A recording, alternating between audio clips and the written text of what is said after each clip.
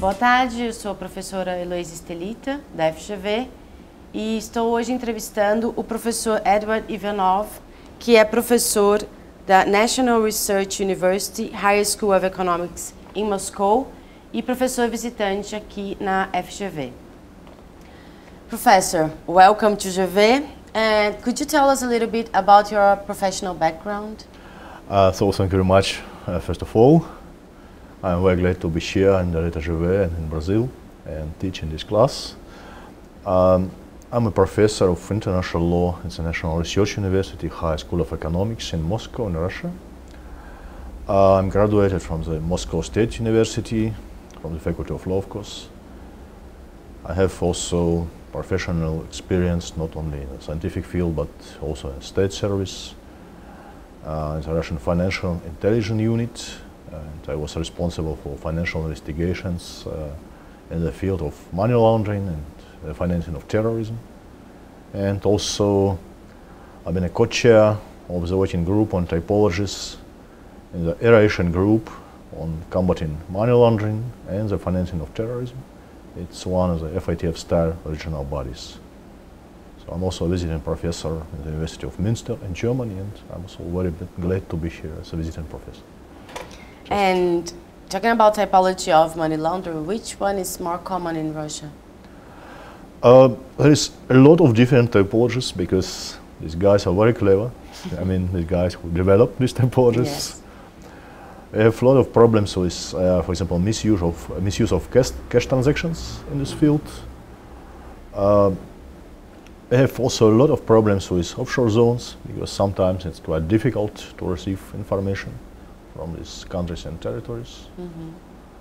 And all the possible typologies we also have in Russia, the misuse of insurance sector or securities market and so on. Okay. And what motivated you to come to Brazil to give a course about money laundering?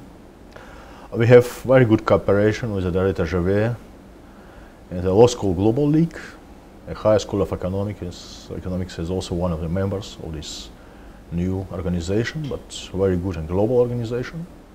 And my Brazilian colleagues invited me to teach this course here, and I'm very glad because I have very good group of students, very international students from Brazil, from the US, Canada, and the different European countries, also even India, so everywhere in the world presented here in my group. And I have very good communication here with my Brazilian colleagues, also very interesting exchange of ideas, of information, of professional experience in this field.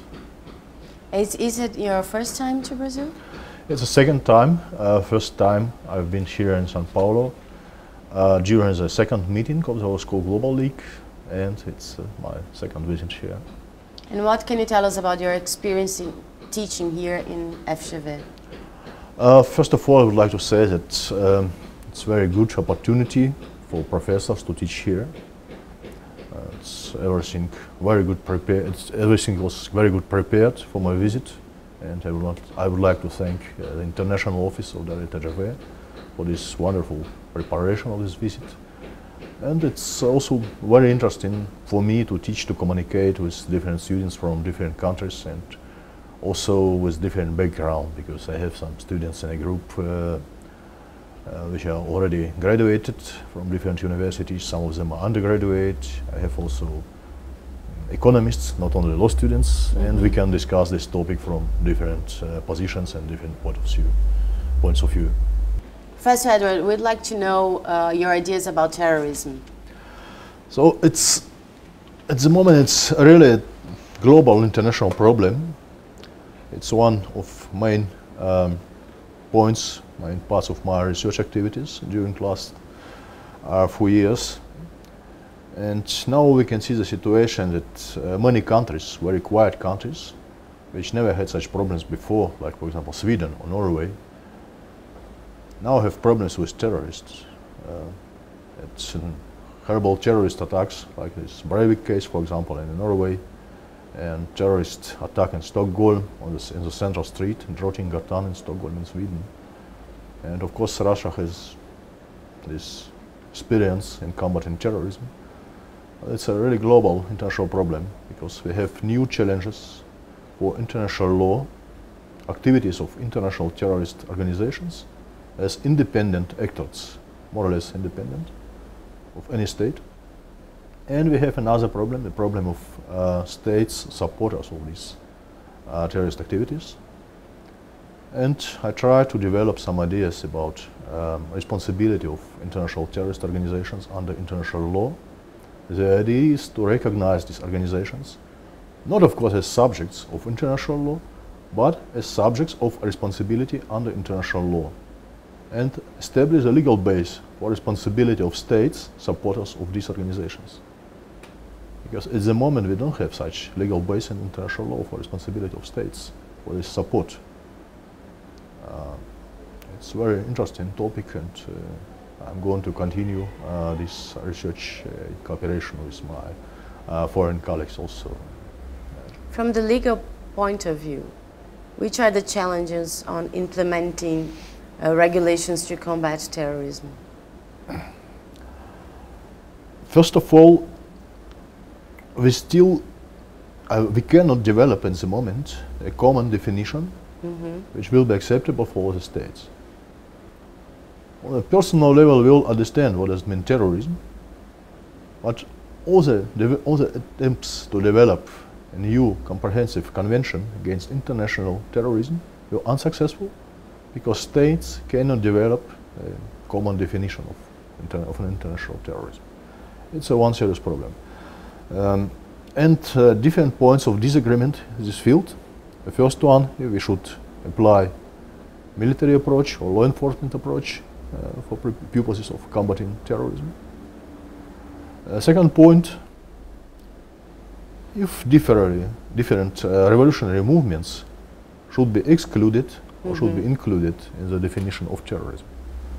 Because if we will analyze different regional conventions, for example, Arab conventions against terrorism, these movements are excluded from the definition of terrorism.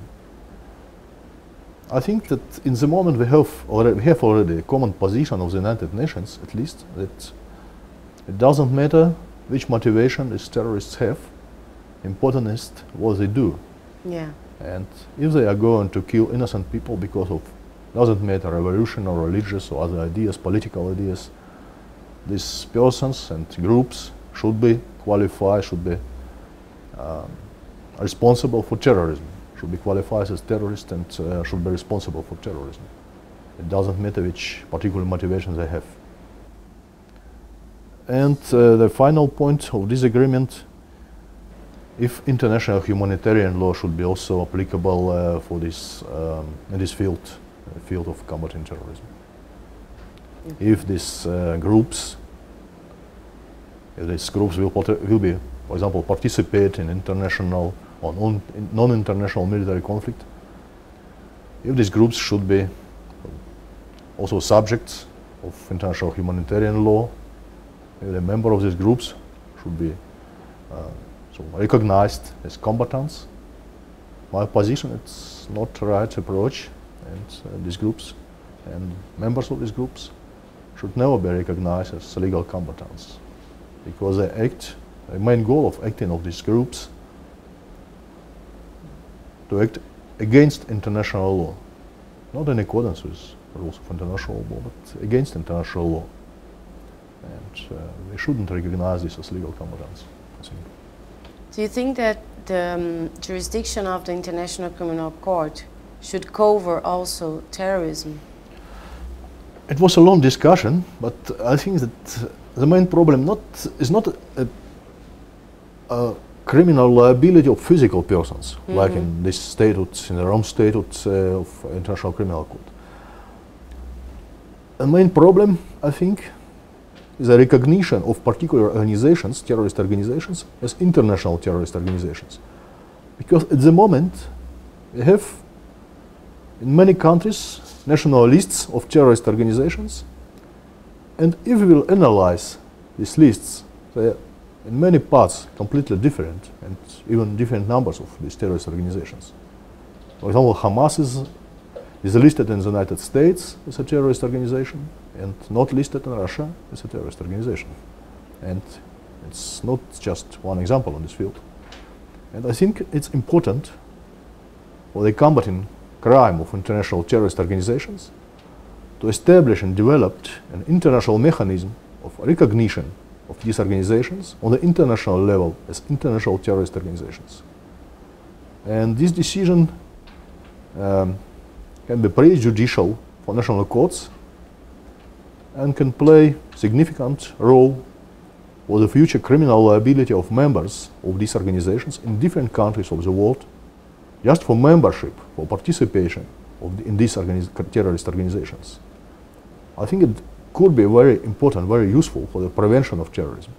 Because we had, for example, some times ago, a case of Mohammed Merah and friends. French police knew that this man has close relations with terrorist groups in Afghanistan, visited even military camp of terrorists in Afghanistan, but they didn't have legal base to arrest him and to prevent terrorist attacks in France.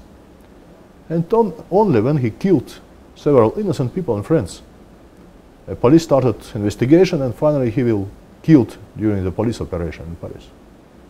But you will have legal base to prevent these terrorist attacks and to arrest these people just for membership, for participation in these terrorist organizations before they will commit the act of terrorism, a particular terrorist attack. I think it would be very useful for the world peace and security, and for the security of many countries, and for life of innocent persons, private persons, would be killed during these attacks. Brazil and Russia are included in the BRICS. Yeah. And do you think it makes sense for these countries to cooperate, especially Brazil and Russia? I believe so, that the cooperation in this group of BRICS countries is one of the priorities of Russia, of Russian government now, because we have a lot of possibilities of cooperating in the economic field and have more significant impact in the discussion in the world about the development of world economics. And we can also cooperate in other fields of interests, and also try to develop same standards of cooperation of economic activities, even same standards in my particular field in combating terrorism and prevention of money laundering and prevention of corruption. I think it could be very useful, first of all, for the development of our economics, this type of cooperation, and Russia supports it very much. And can you tell us a little bit about the importance of the Global League of Law Schools?